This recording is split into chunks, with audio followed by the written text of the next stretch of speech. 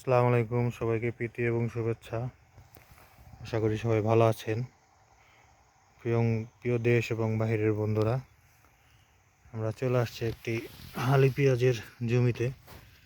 আমাদের আশপাশ দিয়ে যে আছে, যেহেতু আমাদের এলাকা একটু দাবা এলাকা, তো সেই সুবাদে এই পেঁয়াজটা অনেক আগর, মানে আগাম পেঁয়াজ।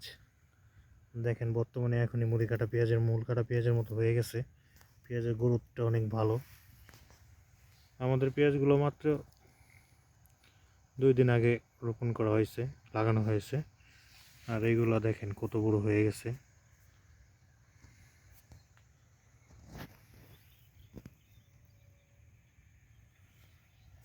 অনেক অঞ্চলে এখন পর্যন্ত লাগানোই শেষ হয় নাই।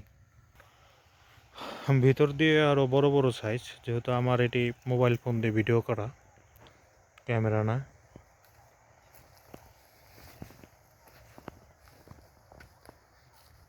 তাই দূর থেকে এরকম জুম করে আনলে ফেটে যাবে।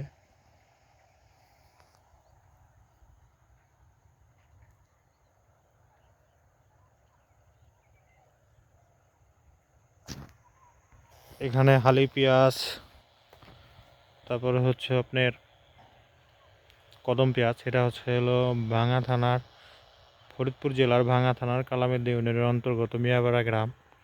মিয়াপাড়ার দেওয়ার মাঝামাঝি মাঠে আমরা চলে আসছি। উনি চাষি ভাই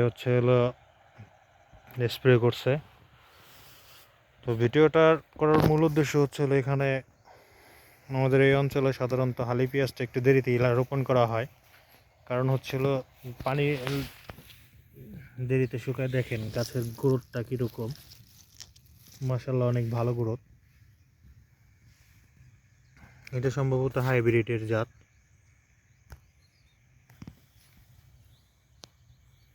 হাইব্রিড না হলে গাছ এত বড় হওয়ার কথা না। তারপরে বর্তমানে হাইব্রিডের পাশাপাশি আপনার মেটাল, রানিওয়ান, ক্রস ইত্যাদি জাতের পেঁয়াজ বেরোইছে। আমরা দ্বিতীয় শীষ দিয়ে কোপায় ফেলাইছে, মানে মাটি আলগা করে দিছে, যাতে পেঁয়াজগুলো তার গাছগুলো আগাছা আগাছা দূর করে দিছে। কিছু কিছু আগাছাও রয়ে গেছে। তো মাটি শুকায় গেছে, দেখেন মাটিগুলো শুকায় হয়ে গেছে।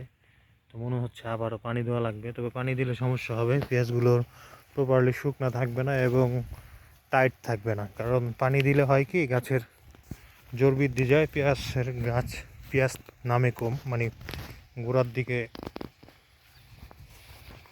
কম, কন্দগুলার সাইজ কম বড় হয়। তো এটা একটা বড় কারণ।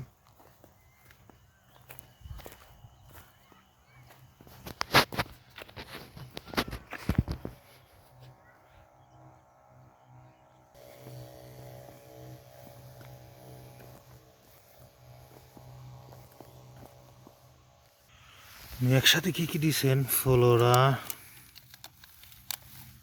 পথোজিয়াম, কনফিডর,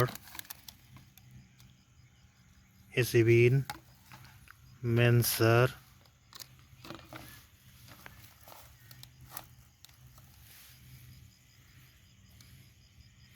পিজিআর,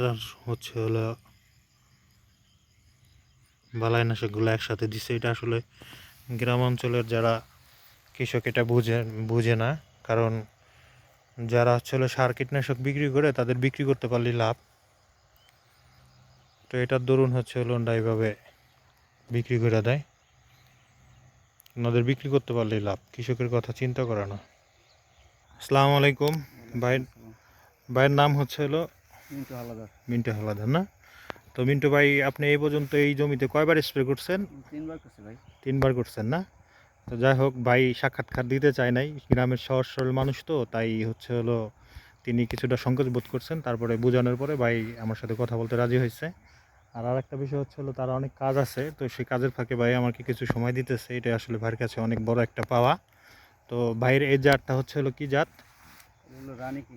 রানী কিং বলতে রানী ওয়ান। তো ভাই 3বার ধাপে ধাপে 3বার স্প্রে করছেন। তো ভাইয়ের পেঁয়াজগুলো মাশাআল্লাহ আলহামদুলিল্লাহ অনেক ভালো হয়েছে, আমরা একটু আগেও দেখাইছি। তো যাই হোক, তো ভাইয়ের এই জমিতে গত বছর আপনার শুকানোর পরে কয় মন পেঁয়াজ টিকছিল? 112 মণ পর্যন্ত বেচছি। আর তো মনে করেন কাটায় মানুষে কাটছে, নিজেরা খাইছে, আত্মীয়-স্বজন দিছে, তো খাওয়াই। তো এটা গ্রামের মানুষের হয় কি আসলে পেঁয়াজ লাগাইলে আপনার হচ্ছে হলো অনেক আত্মীয় স্বজন থাকে তাদের দিতে হয়।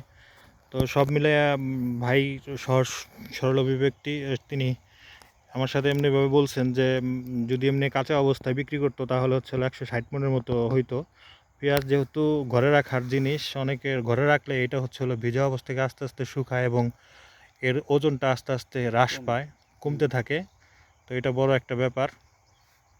তো ভাই যে স্প্রেগুলো আমরা দেখালাম একটু আগে, মানে যে ওষুধগুলো বালাইনাশকগুলো সে ওইগুলো তিনি একসাথে দেন নাই, কৃষি অফিসারের পরামর্শ নিয়ে তিনি হচ্ছে হলো ধাপে ধাপে দিয়েছেন। তো প্যাকেটগুলো আসলে এক জায়গায় রয়ে গেছে।